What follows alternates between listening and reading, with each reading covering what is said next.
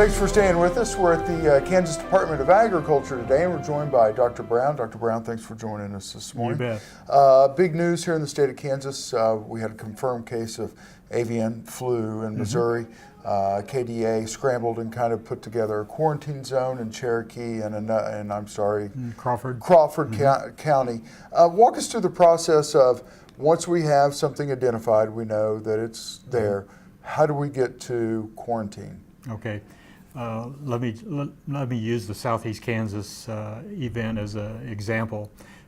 We got notification that Missouri had an infected flock, and of course they basically draw kind of a circle around.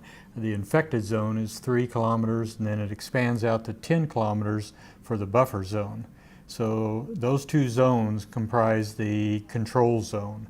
So it just so happened that that commercial flock was close enough to the Kansas border that when they drew the zones, we had a little bit of the infected zone and buffer zone come into Kansas and catching those two counties.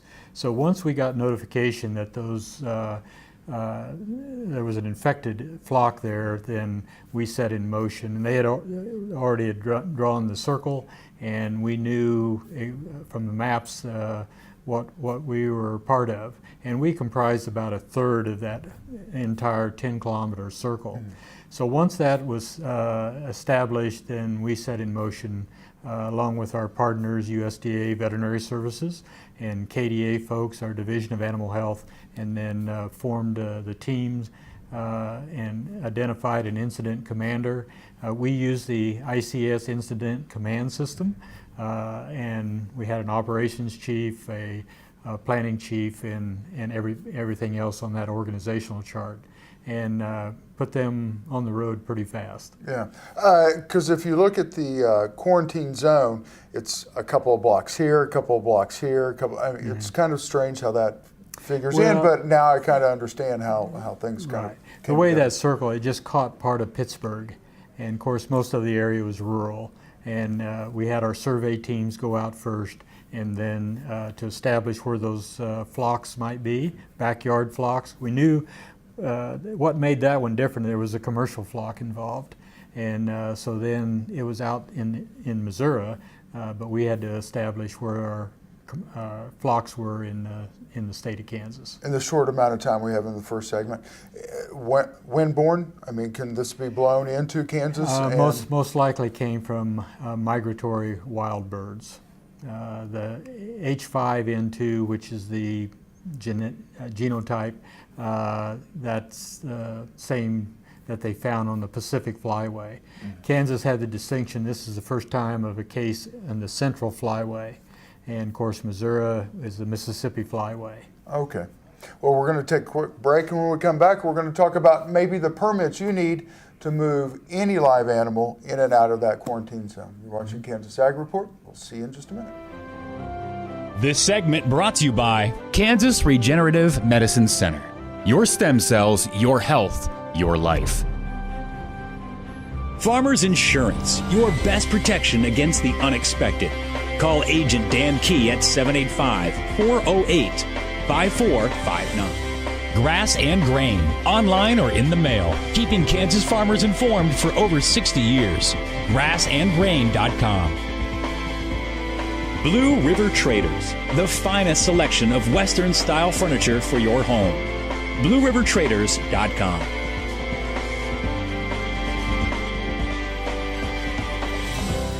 Thanks for staying with us. Dr. Brown, thank you for staying with us. We're at KDA in Manhattan. We're talking about avian influenza, here in the state of Kansas.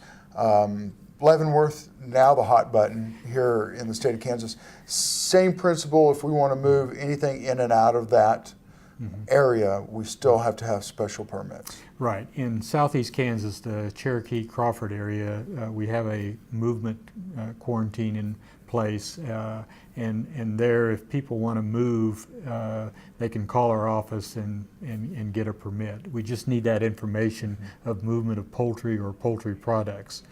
This doesn't include, eggs you buy at the grocery store, right? Anything like that. Don't call if you bought eggs at the grocery store. Right.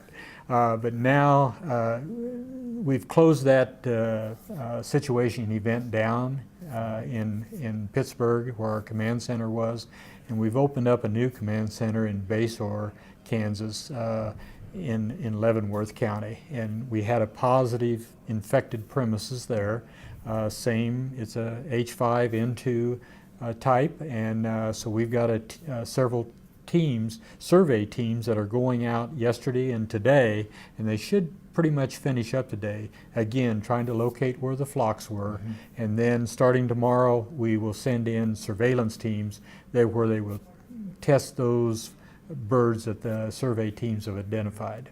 Now, are those closed flocks that we're talking about and just somehow got infected? Well, it could be. I mean, the infected premises, we hope that's the only infected premises, but that buffer zone is where we go out working from the infected zone outward, and once we identify where all those flocks are, we'll go in and test a certain number of birds of each flock, and send those off to the Kansas State Veterinary Diagnostic Lab, where they're tested.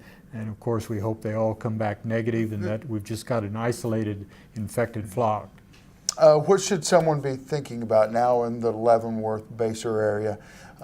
We've got chickens in our backyard. Right. What should we be thinking about? Well, if they're in that 10-kilometer buffer zone, we're encouraging people with backyard flocks to self-report their flocks. It helps us out. If they can use, we have a email address specifically dedicated for somebody that wanting to self-report, and that's hpai@kda.ks.gov.